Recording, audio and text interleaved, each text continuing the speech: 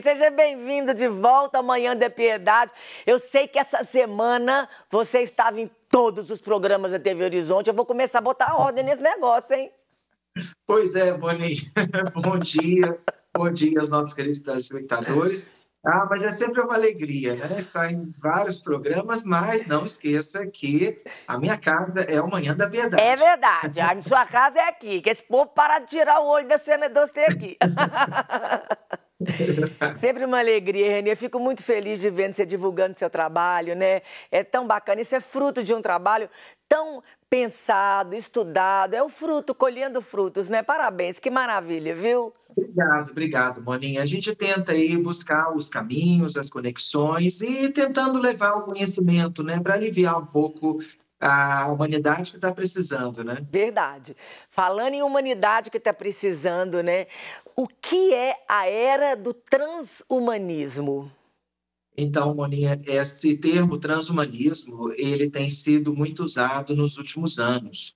Na verdade, é uma ideia de que o ser humano, por causa do avanço tecnológico, ele está se tornando cada vez mais misturado com a tecnologia, quase que meio que híbrido, né? Meio humano, meio máquina. Então, quando a gente vê, por exemplo, a inteligência artificial, as tecnologias cada vez mais inseridas no nosso dia a dia, nós estamos conectados, né, tecnologicamente. E o transhumanismo acha que esses aspectos eles vão avançar muito, inclusive na medicina, nas neurociências, em várias áreas aí do comportamento humano também. Então, se nós não podemos recriar a consciência humana, a alma, então a saída que alguns pensam é vamos fazer seres híbridos, né? Que tenha consciência, mas que tenha uma parte de tecnologia ou máquinas, né? Vamos dizer assim.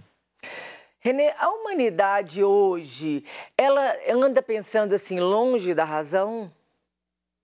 Está sim, porque nós estamos assim muito tendo muitas informações, né?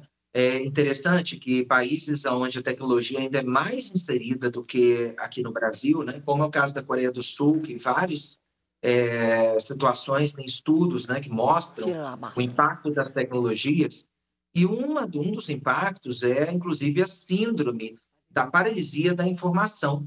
As pessoas elas têm tanta conectividade, né, com smartphones, com vários aparelhos, que elas não conseguem entender o que elas estão lendo. Várias pessoas apresentam essa síndrome, porque elas sempre associam ao que já viveram, ao que já viveram, ao que Puta, já leram antes. Então, o que é novo não tem mais espaço, né? Uhum. Então, realmente, nós estamos cada vez mais com a nossa memória cheia, né? As informações que nós temos vêm o tempo todo. Então, com isso, nós logo preenchemos um dado novo, algum conhecimento que nós estamos construindo com informações. Só que conhecimento não é informação. Conhecimento tem o dado da razão. Você precisa reagir àquele dado, né? Aquele objeto que você está pesquisando, estudando, e aí sim, com uma postura ativa, você constrói conhecimento. Isso nós não estamos fazendo. Estamos mais automatizados, pensando de uma forma mais rápida, rasa e ruim, negativa. Renê, falando na linguagem tecnológica, nós estamos com o nosso HD cheio. Exatamente, é isso mesmo. E isso, Renê, traz uma afetação tecnológica. Eu queria que você explicasse o que é essa afetação tecnológica. A afetação é porque nós estamos cada vez mais tendo dificuldade de viver limites, assim, como, por exemplo, o vazio, né? O ser humano ele precisa de momentos em que ele tem um vazio, né? Ele não pode preencher o tempo todo a sua existência. Precisa de reflexão, precisa de razão, precisa de que essa razão ela entre num grau de crítica, de pegar aquilo que ele já viu e trabalhar aquilo que ele já viu em termos de informações, né? Aí sim gera conhecimento. Assim como, por exemplo, aquilo que ele vive em termos de experiências e que geram emoções, afetos. Quando a gente, né, Moninha, e os nossos telespectadores, por exemplo, podem viver isso, presenciar essa situação. Quando a gente vive uma experiência assim muito intensa, a gente precisa em seguida de reflexão, de avaliar aquela experiência. Por exemplo, um luto, né? Um luto você precisa parar. Quando as pessoas elas emendam um luto com outras atividades, até às vezes fugindo do luto, depois vem, pede a conta esse luto. É preciso parar um pouco, é preciso refletir. Então, o ser humano hoje não está fazendo isso. Ele está emendando uma coisa na outra, não há espaço mais para vazio e a tecnologia está preenchendo todas as nossas dimensões. Esse é o problema. Então, o transhumanismo, ele tenta tirar esses elementos mais humanos, né? E aí está o perigo e o grande paradoxo que nós estamos vivendo. E isso, Renê, a gente percebe que causa mais mal à sociedade, né? Sem dúvida. A nossa cultura, né, ocidental, ela seguiu um caminho que foi não só ocidental, mas também outras, mas aqui mais nítido, de valorizar o que não é daqui, o que não é real, né? O concreto. Então, nós tendemos sempre a olhar ideias, abstrações, outros mundos como mais importante do que esse mesmo. E isso, o transhumanismo, vai nessa onda. Se a gente for parar para pensar, Boninho, o que, que o transhumanismo quer com isso? Quer vencer, superar duas coisas essencialmente humanas. Uma é a dor, porque alguns que defendem transhumanismo dizem assim, olha, daqui a pouco nós vamos poder substituir órgãos que estão com doenças por órgãos artificiais. Com isso, eles tentam tirar a corporeidade, a dor e também a morte. Alguns já dizem assim, olha, o ser humano daqui a pouco vai poder escolher a hora que vai morrer. Nós vamos viver 120, 150 anos, porque vamos poder ser meio seres humanos, meio máquinas. Então, poderemos substituir órgãos, por exemplo, com câncer, com doenças e tal.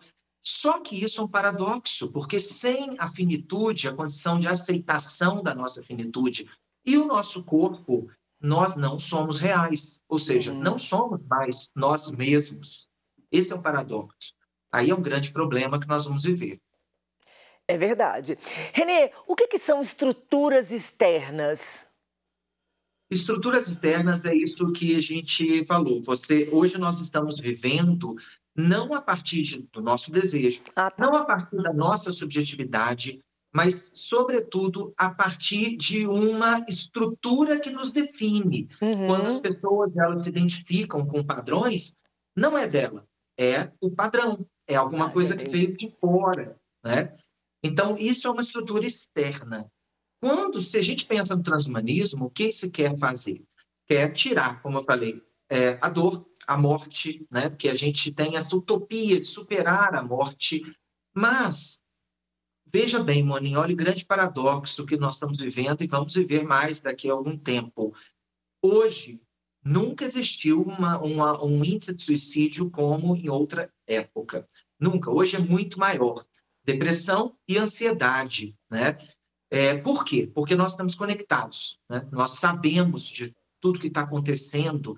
Então, tem cidades menores vivendo isso, porque as redes sociais, as mídias não transmitem, né? Que falam que a pessoa se suicidou, tirou a vida, mas nas redes sociais as pessoas sabem. E numa cidade menor, todo mundo sabe de todo mundo, as conexões estão próximas, né? Então, você tem alguma conexão que chega aquela notícia. E aquilo ali cria uma ideação. E tem tido um problema enorme com isso. Não só nesses lugares, mas veja, por exemplo, a onda que tem tido nos Estados Unidos de atentados de pessoas que entram atirando em escolas, igrejas. Uma sabe, a outra sabe, e isso vai conectando. É um perigo enorme. Verdade. E nesse mundo que nós estamos vivendo, Moninha, se a gente pensa que já está difícil, que muitas pessoas estão não suportando a vida, imagine nós chegarmos a 150 anos e termos que decidir sobre a nossa própria morte. Isso é angustiante demais. Isso vai gerar uma grande crise existencial.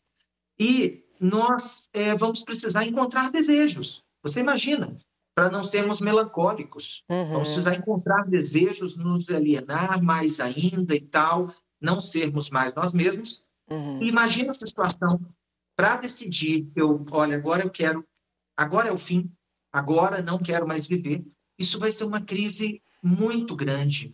Então, o ser humano ele vive paradoxos, que na verdade são utopias, são ilusões. É preciso aceitar a finitude, é preciso aceitar o corpo, a dor, e a partir daí conseguirmos sermos humanos. É isso que nos constitui. Renê, e aceitar também que existe um ser acima de nós, né? Um Deus criador, né? Ele é o autor e o consumador. Então a gente precisa aceitar isso. Não estou falando para os ateus, a gente, como uma TV católica, a gente coloca isso, né? Exatamente. E aí tem uma coisa muito importante. Nós não seremos deuses. Deus sempre está na ordem do infinito. E nós estamos na ordem do finito. Não vamos imitá-lo. Parece que o ser humano, ele só vai sossegar quando ele tiver a sensação que está recriando o próprio ser humano. Mas isso é impossível. Olha a paranoia que nós estamos vivendo de pessoas no Japão também, que estão tendo relacionamento com robôs. Ontem eu vi uma pesquisa que dizia que 40% dos japoneses eles não querem mais ter relacionamentos com humanos afetivos. Isso é gravíssimo.